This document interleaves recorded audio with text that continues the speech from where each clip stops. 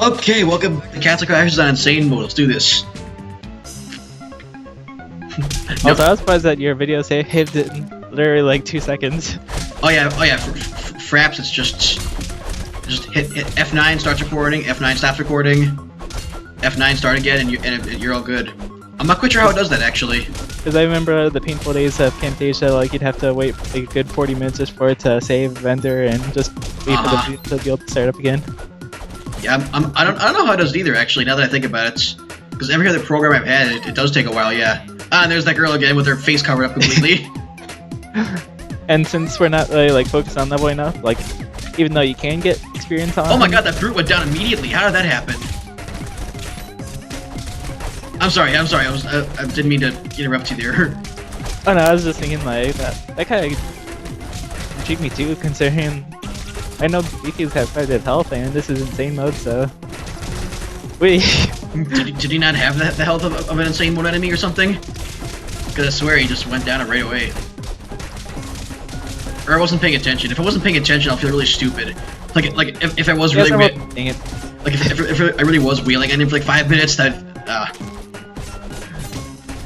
normally be a time where I put in a funny little annotation, being like, "No, you're past me is dumb."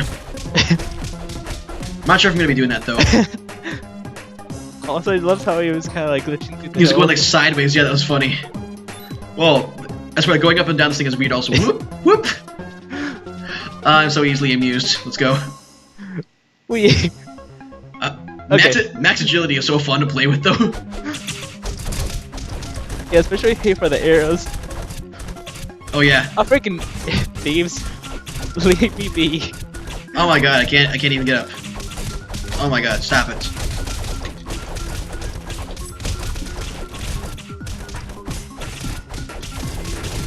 There we go. Fuck you guys.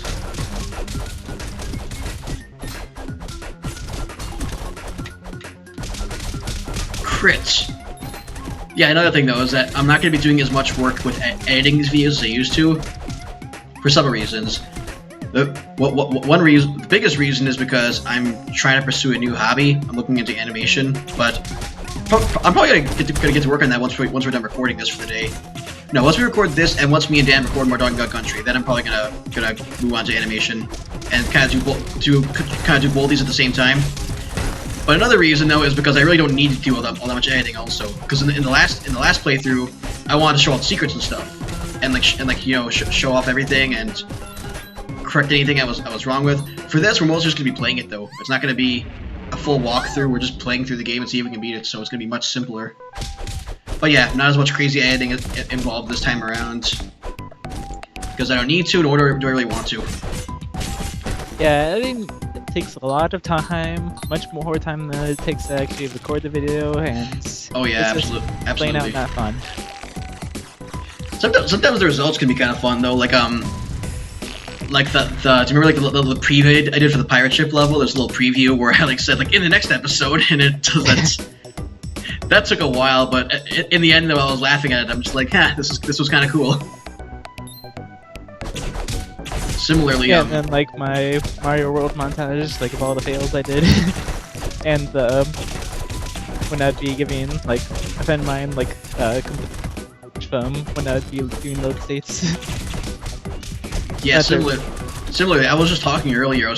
We were just earlier talking about. I was thinking about making little highlight reels for all the games I've done, which I'm still thinking about doing though. If anything, just that when I have friends over, and I'm trying to like find a funny part of the video, I can just show them a highlight reel.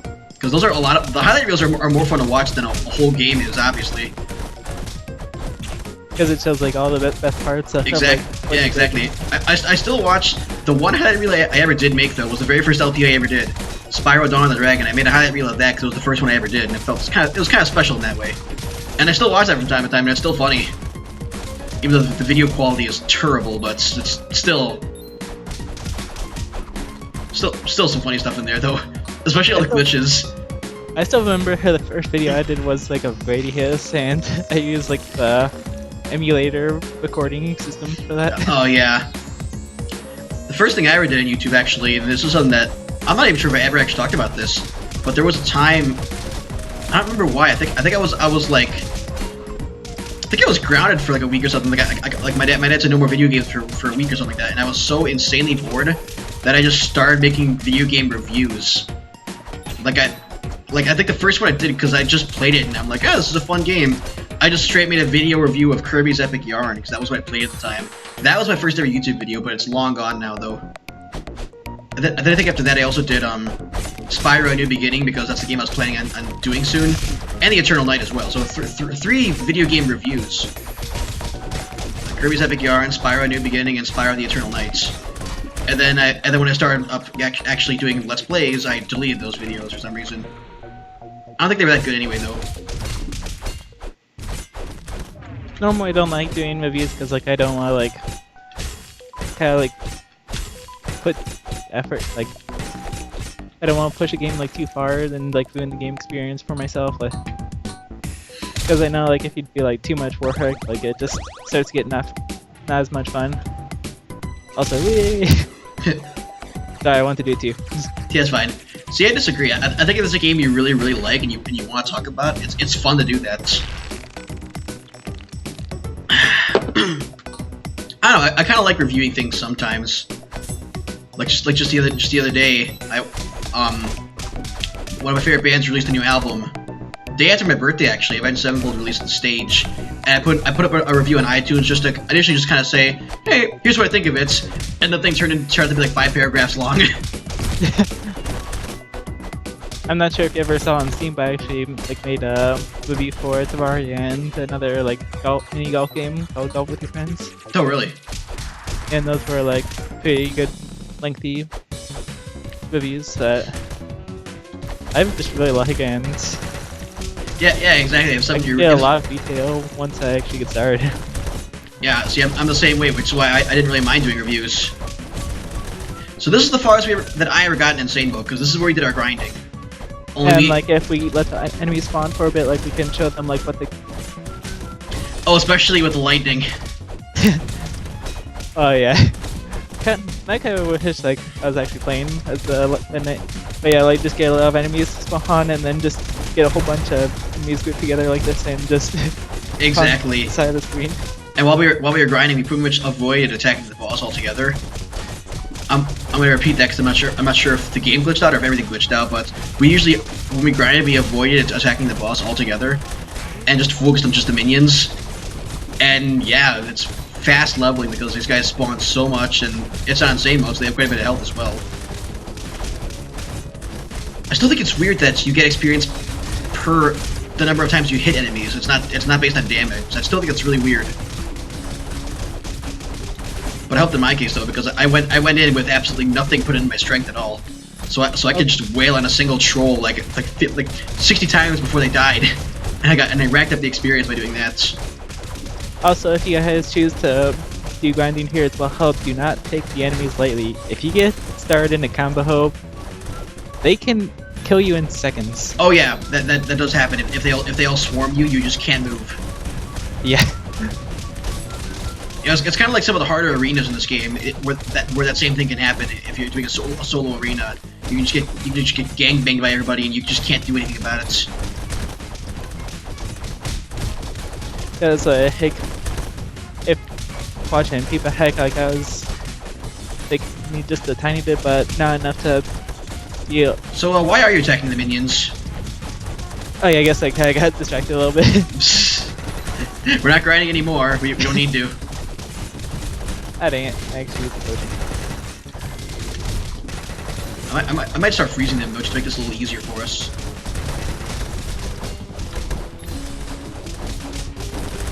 Wait, did you actually use a potion, you said? Yeah. Ah, well. Also, yeah, and I'm kinda curious as to like how many enemies you can freeze with your magic, since there's so many. Yeah, good lord.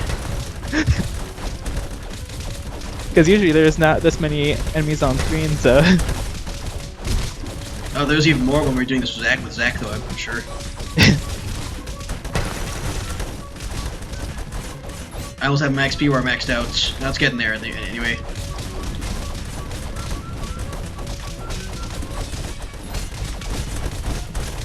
I even had thoughts of like doing like streaming Insane Mode like on my Blue Knight to see if I can try and beat it. but I wasn't sure like how just fun that would be to watch, considering that it'd be trying that stage multiple times because of how difficult it is. I never got into live streams actually. I've really never even checked one out really, as far as I know. I always seem to miss them. Actually, I wouldn't say that. Do you remember what, like when like Dan and Red Yoshi used to stream, or Rainbow Yoshi now, I guess. I caught those every once in a while, but that was about it though. Yeah, it was always kind of sad that like he'd always be doing like the DKC3 with him, and it's like me and Dan, well, Dan and I never really get to play that all that much. Because like for a little while, like you guys have seen like since you guys haven't seen my channel how much, but Dan and I had like did started doing DKC3 on YouTube, and then like we stopped a little while, and since we were both kind of busy, and then a little while later, that's when Kyle and him started doing DK. And that was Dan's idea also. I was like, yeah, sure. And then as soon as we started playing, you were like, hey, what about me? And I'm just like, oh, right. Yeah, knowing Dan though, I'm sure that's he wouldn't be opposed to doing a game more than once though. I always had a hard time trying to get him to do Super Nintendo Net Play. If anything, you'd just be doing like a Fiffer. Also, I just noticed this is now the second time in a row that I got the Poop Rocketeer. I got him last time as well. I remember that. I actually remembered that, and I was so happy about it for some reason. Yeah, I'm scared all too much for the Poop Deer, so it doesn't matter to me if I don't get it. It shouldn't have mattered to me either, but it did for some reason. I was like, yeah, I got the Poop Deer. I was so happy. I don't even know. Also, if you guys saw my jump and play back, I was like, how if you jump like like as soon as you leave the bridge, it just starts an animation where you jump again, so you could technically jump twice. Yeah, that's kind of funny, yeah. Oh, I got a tire as well. Yes, I got one. Okay. Western Blue Knight. What do you say, Western Blue Knights? Yes. Okay. Because it's based off. Because I'm riding on a wheel. A wagon wheel. Okay. Why not? Yeah, it's more like medieval. I mean, we are playing as a bunch of knights. Yeah. They're rescuing princesses and stuff. And there's wizards. There's that. So me and some friends actually started to play Dungeons and Dragons. It's been an interesting experience so far. Cock hair. So yeah, the Croc Gainer, that's right. Oh my god. Yeah, I just always like making a bunch of FFs. Like, because I'd be watching quite a bit of Super Metroid speedrun, so like being like Crocomire, which is kind of like a red crocodile, like I was like calling the crocodile in this game Crocomire, because God, I still haven't played that much Metroid. I remember playing because there was so many like praise for Metroid Prime that I started to play it.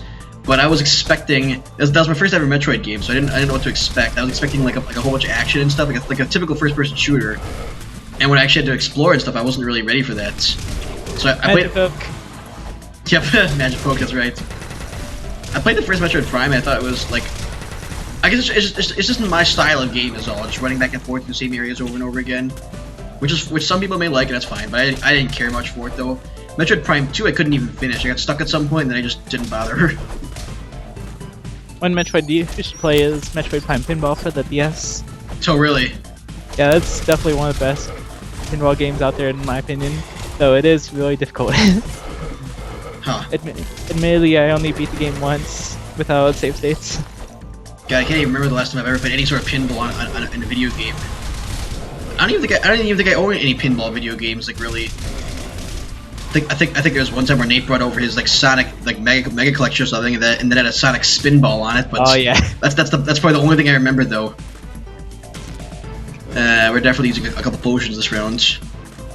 Because one thing that makes the Prime Pinball so difficult because it's the Prime Pinball has a health-based system in So like not only like you have to worry about like falling down to like the bottom of the stage, but you actually have enemies and bosses that are trying to kill you, and they can be a lot very difficult because there's like missions that based on... This fish is beating the crap out of you.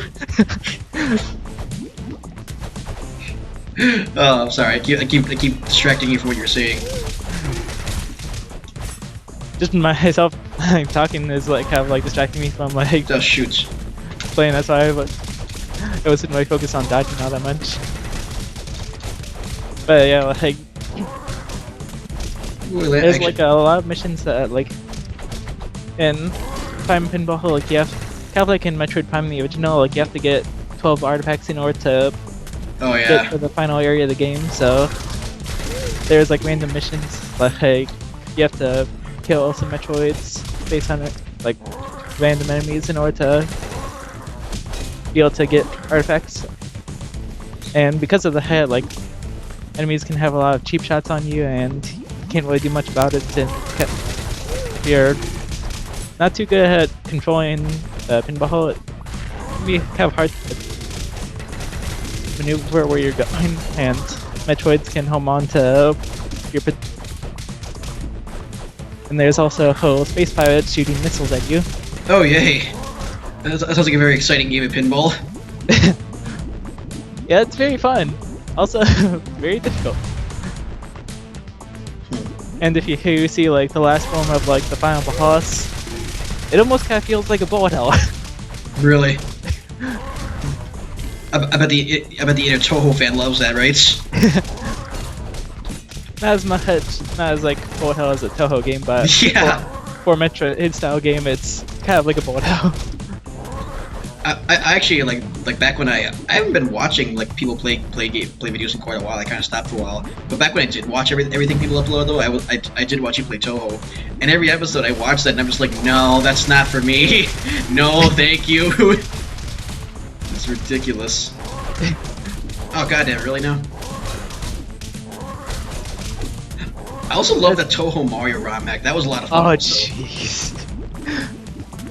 Yeah, it's a good ROM hack, but holy heck, was it hard? Like when you got to the extra and onwards. Yeah, like I was content just watching it. I didn't want to play it.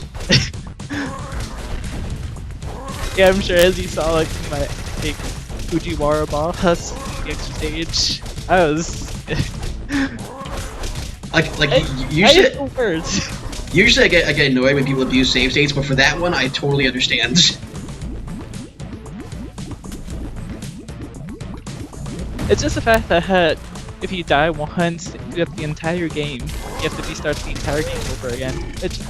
I could for a Toho game, but for so many level holes and with the physics being a lot different since the Mario game, you kind of need to be able to have lives and continues. Yeah. Because you can't just like kind of float in kind of like negative space, kind of like you can in Toho. You actually have to platform and dodge just by jumping, so that can be a lot more difficult. Okay, so that's that episode. In the next episode, we're going to... Oh, this is like the longest section of the game, I think. Actually, no, because this is the back level. It's Flowery Field that you're talking about. Oh yeah, it's in Tallgrass Fields. Oh yeah, it's just these two levels, right? That's all this next part is. Yep. Well, yeah, that's next time. We're gonna play that and probably not talk about Toho the whole time. See you guys in the next. See you guys in the next episode. See you guys later.